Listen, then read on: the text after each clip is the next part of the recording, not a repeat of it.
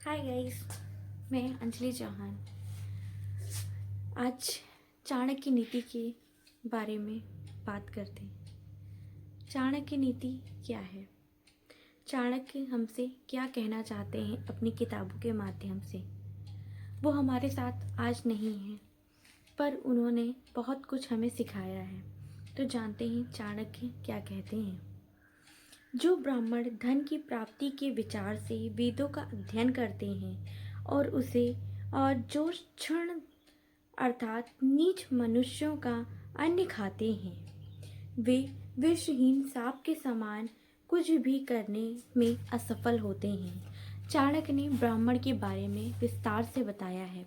तो आइए समझते हैं चाणक्य क्या कहते हैं। चाणक्य ने मनुष्य को जीवन का लक्ष्य बताते हुए कहा है, जो व्यक्ति संसार से मुक्त होना चाहते हैं उन्हें विषय वासनाओं का त्याग विष के समान कर देना चाहिए, अर्थात बेझिझक। जो नीच मनुष्य दूसरों के प्रति घृणा के कारण कठोर बात बोलते हैं, वे नष्ट हो जाते हैं। कोई भी उनका सम्मान नहीं करता।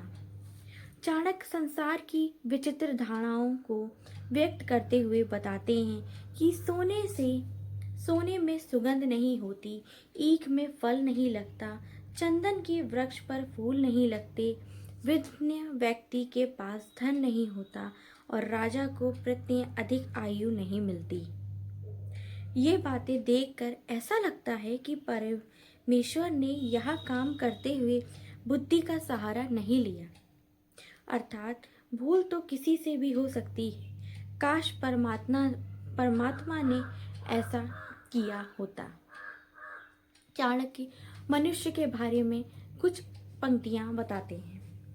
चाणक्य कहते हैं कि अमृत सबसे उत्तम औषधि होती है, क्योंकि इससे मृत्यु रोग से मुक्ति मिल जाती है। सबसे बड़ा सुख भोजन की प्राप्ति है। ज्ञानेंद्रियों में सबसे उत्तम आँख है और शरीर के सबसे अंगों में सबसे श्रेष्ठ मनुष्य का सिर है। ब्राह्मण की देवता बताते हुए चाणक्य का कथन है कि आकाश में कोई गया नहीं, सूर्य चंद्रमा तक कोई पहुंचा नहीं, परंतु जिस विद्वान ब्राह्मण ने उनकी गति उनके ग्रहण से संबंधित ज्ञान दिया है और भविष्यवाणी की है, उसे विद्वान मानने में संकोच नहीं करना चाहिए। अर्थात पृथ्वी पर बैठे बैठे जिसने इन अकिशाई घटनाएं का पूरी तरह से आकलन कर लिया हो, वह अवश्य सराहनीय योग्य होता है। चाणक्य ने अनेक स्थानों पर कहा है कि व्यक्ति को संसार में सार्थक होकर जीवन और बिताना चाहिए। विद्यार्थी, नौकर, यात्री और भूखा से दुखी, डरा हुआ व्यक्ति और द्वार रक्षक, इन सदा जगते रहना चाहिए। यदि इन्हें सोते हुए देखे तो इन्हें जगा दें। और लेकिन राजा, सांप, बांध, जंगली सुअर और दूसरों कुत्तों का मूर्ख व्यक्ति यदि सोया पड़ा हो तो इन्हें जगाना नहीं चाहिए। चाणक्य यह कहते हैं। आगे की बात चाणक्य कहते हैं, इस अध्याय में चाणक्य आचार्य ने ब्राह्मणों के संबंध में कहा है कि उन्हें पतिव्रत लोगों से किसी प्रकार की सहायता नहीं लेनी चाहिए, क्योंकि ऐसे लोग के सर्वथ भी तुच्छ ही होते हैं। समय आने पर उनकी पूर्ति में सहयोग करना और ना करना दोनों ही स्थितियां दुविधा वाली हैं।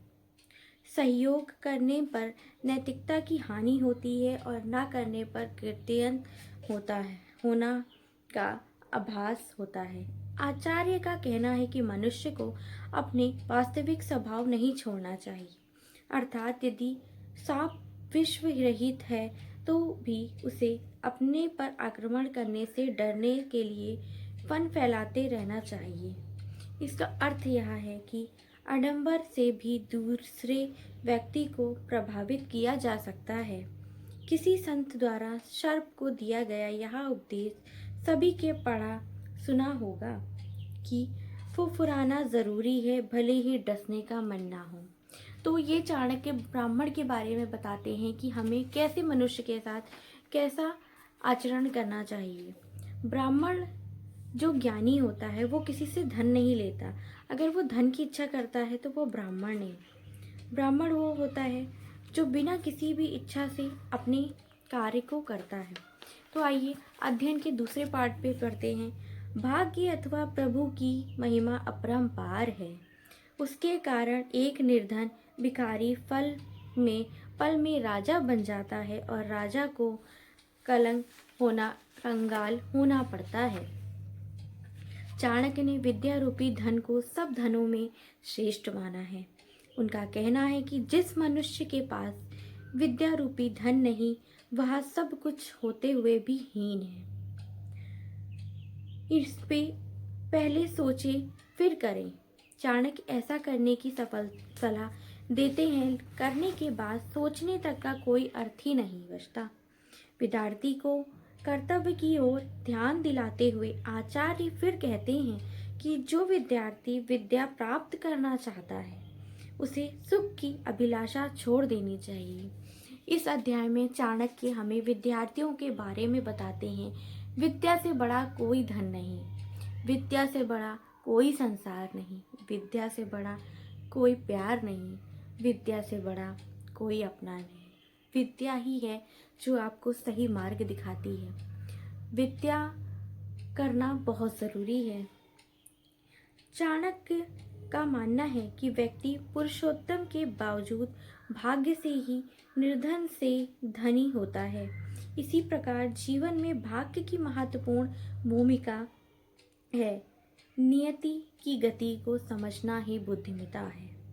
चाणक्य या फिर कहते हैं कि मनुष्य को विद्या रूपी धन प्राप्त करना चाहिए, दानशील होना चाहिए, धर्म से युक्त होना चाहिए, परंतु जिस मनुष्य में ऐसी कोई भी बात नहीं, वह पृथ्वी पर पशु के समान है और भर रूप है। व्यक्ति को अपने भीतर योग का ज्ञान होना चाहिए, जिसमें भीतरी योग्यता नहीं और जो बुद्धिहीन है। वेद आदि शास्त्रों से भी उनका कल्याण नहीं हो सकता। चाणक्य कहते हैं कि दृष्टि व्यक्ति सदा दुष्ट ही रहता है, वह अपना स्वभाव कभी नहीं छोड़ता। अपने बंधुओं रिश्तेदारों में मनुष्य को निर्धन होकर अपना जीवन नहीं बिताना चाहिए। नहीं, उसे किसी वहाँ अपनी निर्धनता दूर करने का प्रयत्न करे। चाणक्य ने संसार के रंग ढंग का वर्णन करते हुए कहा है कि जिस प्रकार सायंकाल के समय अनेक पक्षी एक वृक्ष पर आकर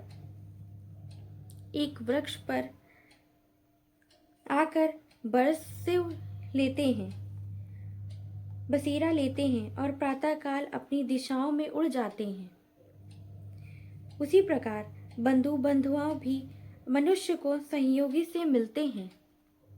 इसीलिए उनके बिछड़ने का मनुष्य को शोक नहीं करना चाहिए। सहायक मानते हैं। उनका मानना है कि परमेश्वर ही संसार का पालन करने वाला और जीविका की चिंता क्यों। चाणक्य हमें बताते हैं कि एक मनुष्य को पहले तो अपना जीवन जीने के लिए विद्या का अध्ययन करना चाहिए। उसे समझना चाहिए कि विद्या क्या है। विद्या एक ऐसा जीवन की सीख है जो हमें जीवन जीने का तरीका सिखाती है। विद्यार्थी को अपने कर्तव्य से कभी पीछे नहीं हटना चाहिए। बचपन में जब हम छोटे थे तो हम स्कूल जाने में बहुत बहाने बनाते थे। हमारा मन नहीं करता था कि हम स्कूल जाएं, पर सबसे अच्छा जीवन वही था हमारे लिए। तब हम सोचते थे कि हम कब बड़े होंगे और कब काम करेंगे, क्योंकि हमें स्कूल जाना बिल्कुल पसंद नहीं था। पर जब हम बड़े होते हैं तो हम सोचते हैं कि वो बचपन लौट आए, वो बचपन जिसमें सिर्फ खेल, पढ़ाई, हंसी मजाक, कूद फान, शैतानियाँ, प्यार यही है। पर अफसोस हमसे वो बचपन खो जाता है। हमें बचपन को अच्छे से जीना चाहिए और अपने बच्चों को प्रेरित करना चाहिए कि वो अपना बचपन प्यार से, खुशी से जिए, जिससे जब जब वो बड़े हों, जब जब वो ये पल याद करें तो उन्हें हंसी आए, खुशी आए। वो इन पल अगर वो दुखी होते हैं तो वो सोचें कि हमने बचपन में क्या किया था, कैसे पल जिए थे, तो उन्हें खुशी मिलेगी।